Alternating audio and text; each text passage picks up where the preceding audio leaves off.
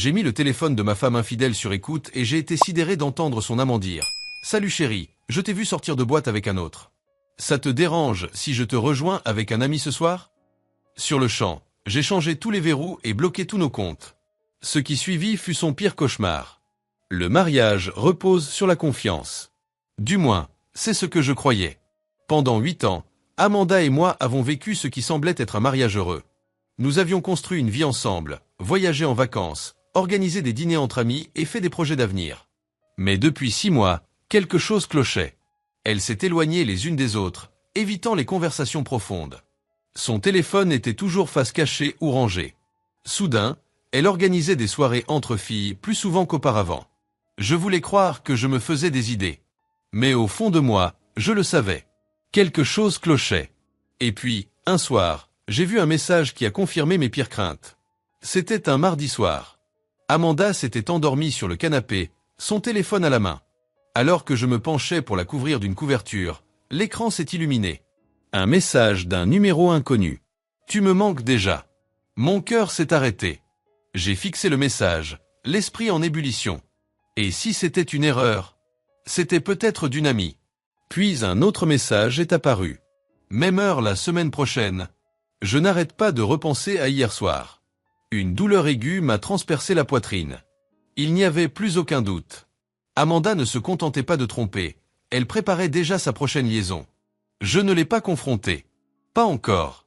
Si je l'accusais sans preuve, elle mentirait tout simplement. J'ai donc décidé d'être plus malin. J'ai appelé mon ami Darren, expert en cybersécurité.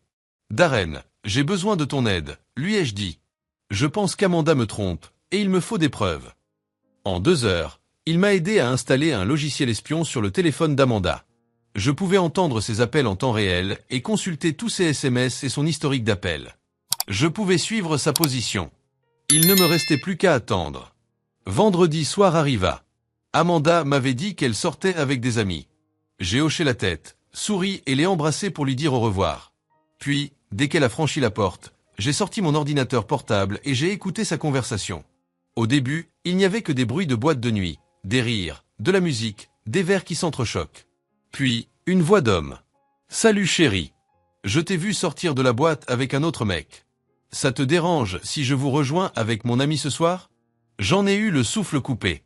La réponse d'Amanda, toujours aussi désinvolte, tentant. « Peut-être. Mais il est plutôt mignon. On verra comment se passe la soirée.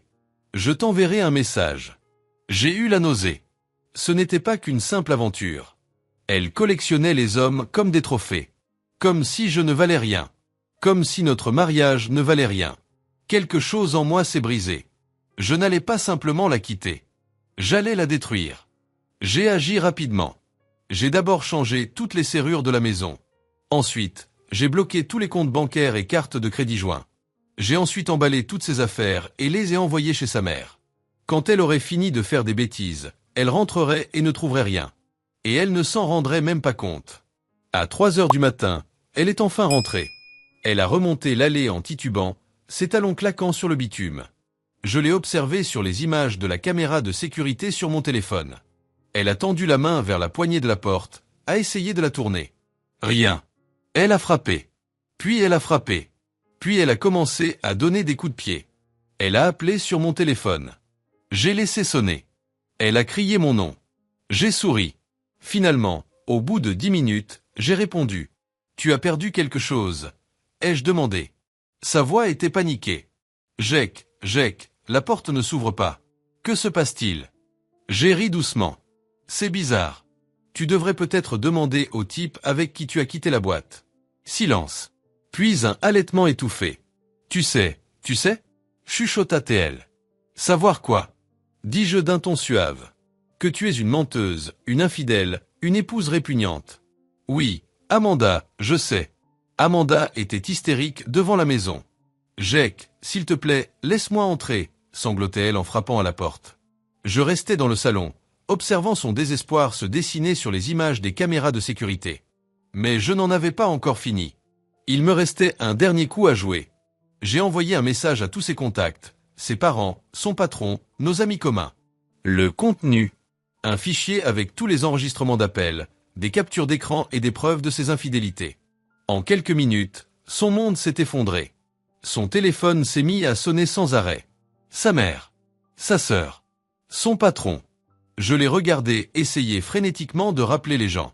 Puis, un par un, ils ont commencé à la bloquer.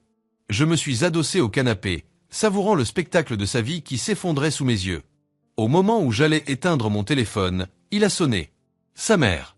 J'ai souri en coin et j'ai répondu. « Jake », a-t-elle dit d'une voix sévère mais inquiète. « Dites-moi que ce n'est pas vrai. »« Oh, c'est vrai », ai-je répondu froidement. Silence. Puis un soupir tremblant. « Je ne sais pas quoi dire », murmura-t-elle. « Je l'ai élevé mieux que ça. » Je suis restée silencieuse. Puis elle a ajouté, « Tu ne mérites pas ça. » Elle doit en subir les conséquences. Amanda avait toujours cru que ses parents la soutiendraient. Mais ce soir, même eux lui ont tourné le dos. Amanda occupait un poste prestigieux dans une agence de marketing haut de gamme. Ils étaient très fiers de leur image, de leur élégance et de leur professionnalisme. Je savais qu'ils ne toléreraient pas ce genre de scandale. J'ai donc transmis les preuves de son infidélité à son supérieur. Quelques heures plus tard, elle était licenciée. Sa réputation professionnelle, ruinée. Son avenir professionnel, inexistant. Au lever du soleil, Amanda n'était plus seulement une sans-abri infidèle, elle était au chômage. Le lendemain, j'ai reçu un texto. « Amanda, on peut parler ? S'il te plaît. » J'ai failli l'ignorer. Mais finalement, je me suis dit, pourquoi pas ? Je lui ai donné rendez-vous dans un café du quartier. Quand je suis entré, elle avait des cernes sous les yeux. Cheveux en désordre. Vêtements non plus de marque. Juste du tissu simple et bon marché. Le genre de vêtements qu'elle n'aurait jamais porté auparavant. « Jake », murmura-t-elle, les larmes aux yeux. Je m'assis, les bras croisés. « Parle. » Elle renifla. J'avais tort. Je le sais maintenant. Je ne voulais pas te blesser, c'est juste arrivé. J'ai laissé échapper un petit rire.